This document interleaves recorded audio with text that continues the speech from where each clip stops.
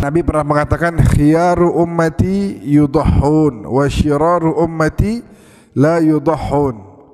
Umat saya yang terbaik adalah mereka yang diberikan kemampuan oleh Allah kemudian mereka mau berkorban.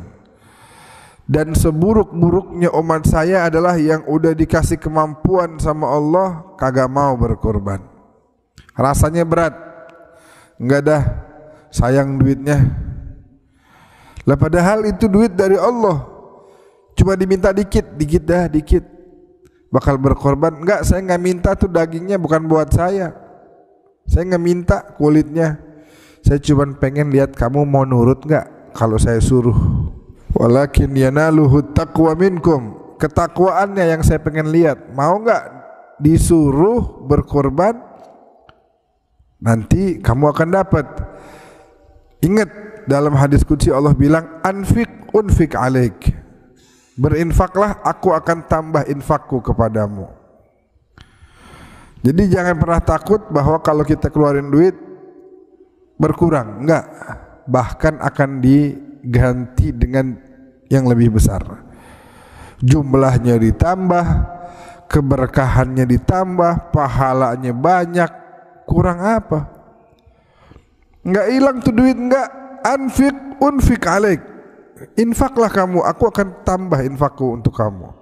Mau mengucapkan selamat memperingati Hari Raya Idul Adha buat teman-teman semua, teman-teman Muslim di seluruh Indonesia maupun di seluruh dunia. Ya, setiap kali Hari Raya Idul Adha saya ingat 3 hal ini. Ya, yang pertama, tentu saja ya semangat spirit pengorbanan dari saudara-saudara Muslim. Saya itu saya baca di Google bahwa salah satu tujuan daripada Hari Raya Korban bagi saudara-saudara Muslim itu adalah mendekatkan diri kepada Allah Subhanahu wa Ta'ala dan mensucikan harta. Wow, ini istilah yang membuat saya terperangah. Jadi saya sepakat bahwa dengan cara berkorban itu adalah cara untuk menyadarkan kita bahwa di dalam setiap harta milik kita itu ada bagian anak yatim, janda dan orang miskin sayang, yang memang harus dikeluarkan. Kalau nggak dikeluarkan berarti harta Anda itu masih kotor. Keren banget ya. Keren, yakin, keren. Keren. Filosofi ini benar-benar keren. Itu adalah cara untuk mensucikan harta. Saya ambil dari Google ya. Dan bahwa memberikan korban, setiap hari raya korban, mereka menyadari bahwa inilah waktu untuk membersihkan harta mereka. Artinya ada bagian anak yatim, janda, orang miskin yang mereka bawa. Ya, jadi saya selalu mengingat yang pertama adalah spirit pengorbanan saudara-saudara Muslim yang wow banget, wow. Yang kedua, setiap hari raya Idul Adha saya selalu mengingat tentang Bapak Abraham, yaitu Bapak semua orang percaya, terutama Islam, Kristen, dan Yahudi. Saya mengingat tentang imannya ketika diuji untuk mempersembahkan anaknya, anak kandungnya. Ia tidak eman-eman. Langsung, tanpa bertanya dalam peristiwa itu, langsung dia bawa anak itu ke Gunung Moria. Dan ketika dia serius, dia mengambil belati dan akan menusuk anaknya. Kemudian Tuhan Allah berfirman, jangan kau apa-apakan. Dan di sebelahnya ada domba yang tersangkut. Tuhan Allah itu adalah Allah yang menyediakan, provider. Yang ketiga, setiap kali hari raya korban, pikiran saya selalu ingat bahwa satu pribadi, Yesus Kristus, yang Karena begitu besar kasih Allah akan dunia ini, sehingga ia mengaruniakan anaknya yang tunggal, supaya setiap orang yang percaya kepadanya tidak binasa, melainkan beroleh hidup yang kekal. Oke.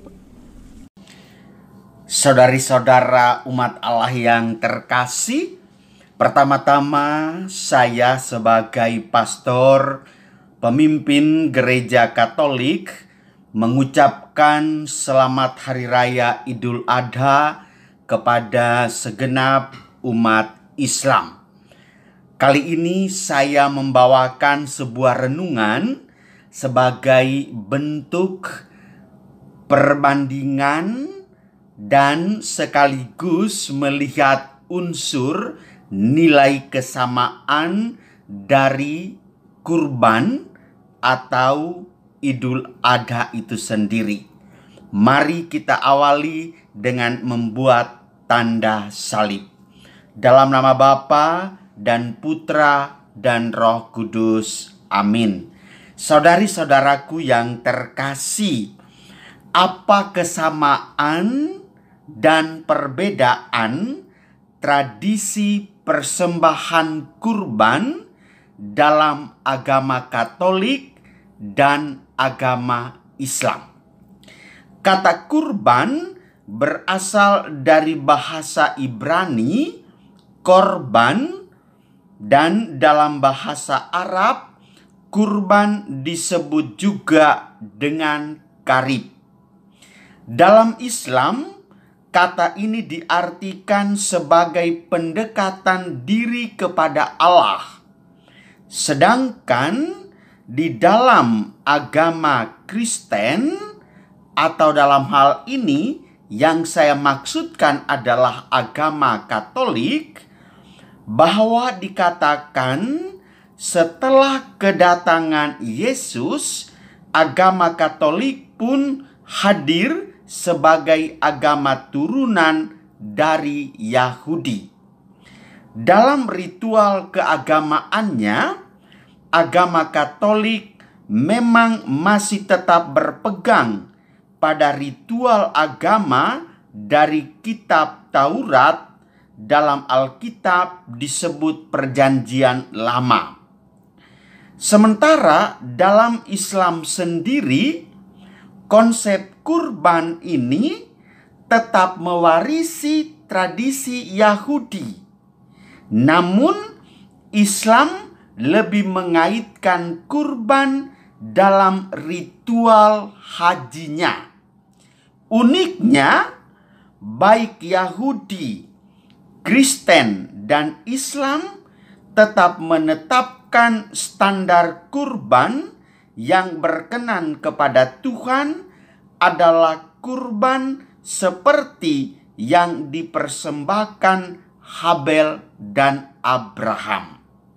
Bagaimana dengan Yahudi, Kristen, dan Islam sama-sama menghubungkan kurban pada peristiwa saat Abraham mengorbankan anaknya?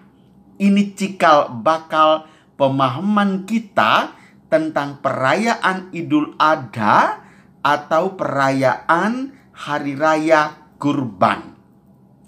Kurban dalam Yahudi berkaitan erat dengan peristiwa saat Abraham mengorbankan anaknya Ishak. Yahudi menyebut kurban Ishak ini ha'akedah atau pengikatan. Sedangkan dalam Islam, peringatan atas kurban anak Abraham ini dikenal dengan hari Idul Adha. Bedanya, dalam kitab Quran tidak disebutkan siapa nama anak Abraham yang dikurbankan itu. Ada yang menyebut Ismail, ada pula yang menyebutnya Ishak. Lalu bagaimana dengan versi Katolik? Ritual kurban ini dipandang sebagai bayangan dari kurban yang sebenarnya. Misalnya, anak domba yang tak bernoda dan tak bercacat. Kitab Ulangan bab 17 ayat 1 adalah lambang bahwa dia tidak berdosa. Dalam Islam juga ditetapkan bahwa kurban yang layak haruslah binatang yang tidak bercacat. Maka kalau kita lihat nih Bapak Saudari-saudaraku, menjelang Idul Adha diadakan pengecekan sapi, kambing, dan dalam konteks hanya mau memastikan bahwa dia sehat dan tidak bercacat. Bagaimana Yahudi, Kristen, dan Islam dalam memaknai kurban? Sama-sama kita berjalan bersama. Sampai saat ini, agama Yahudi dan Islam memang masih belum bisa menerima konsep kurban penebusan dalam iman Kristiani Katolik.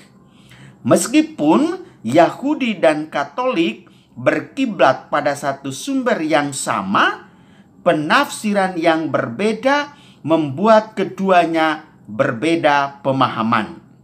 Jika orang Katolik memandang bahwa Yesus adalah penggenapan kedatangan Mesias, maka Yahudi justru masih terus menanti kedatangan Sang Mesias itu. Maka kalau mau secara harafiah kita katakan, agama Yahudi itu belum memiliki iman akan Kristus. Mereka masih terus menanti kedatangan Sang Mesias. Sementara Islam yang berbeda secara sumber kitab suci benar-benar memaknai kurban secara berbeda. Sebab agama ini hanya mempertahankan kerangka ritualnya dan menolak penafsirannya berkaitan dengan kedatangan Mesias. Jadi, bagi Islam sendiri, hari kurban atau disebut Id al-Adha hanya bersifat memorial, yaitu memperingati peristiwa pengorbanan anak Abraham saja. Lalu berikut kita melihat bagaimana ritual mempersembahkan kurban dalam Yahudi, Katolik, dan Islam. Perbedaan pemahaman makna kurban dalam Yahudi, Katolik, dan Islam menyebabkan ritual kurban pada ketiga agama ini berbeda. Orang Yahudi biasanya akan mempersembahkan kurban berupa domba atau kerbau. Binatang ini akan dimasak dan dimakan bersama imam penjaga bait suci, dan sebagian kurban dibakar ke mezbah atau altar. Selain binatang, buah-buahan, dupa, dan serealia juga bisa jadi kurban. Dan ritual Yahudi inilah mirip dengan tradisi kurban yang dilakukan agama Islam. Maka pada hari Idul Adha kita melihat mereka akan mempersembahkan binatang jadi kurban sembelihan seperti kambing, kerbau, atau lembu.